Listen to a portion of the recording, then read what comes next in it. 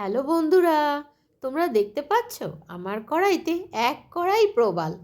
হ্যাঁ, ঠিকই দেখছো, এটা হচ্ছে প্রবাল পিঠে। প্রথমে আমি রেসিপিটা দেখাচ্ছি কিভাবে বানালাম। প্রথমে কড়াইতে গরম জল নিলে তারপরে ওর মধ্যে কিছুটা মিল্ক পাউডার নেবে, তারপরে 2 কাপ চালের গুঁড়ো আর 1 কাপ ময়দা দিয়ে ভালো করে মিক্স করে এটাকে আটা মাখার মতো মাখবে। এটা কিন্তু হালকা গরম আছে, সেই ভেবেই তোমরা ভালো করে এটা মেখে নেবে।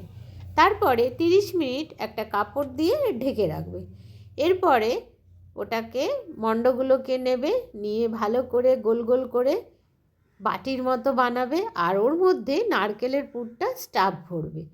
আর ওই বাটিটার ওপরে একটু হালকা তেল ব্রাশ করে নেবে, দিয়ে এই শন দেখছো আমি শন দিয়ে ডিজাইনটা করলাম।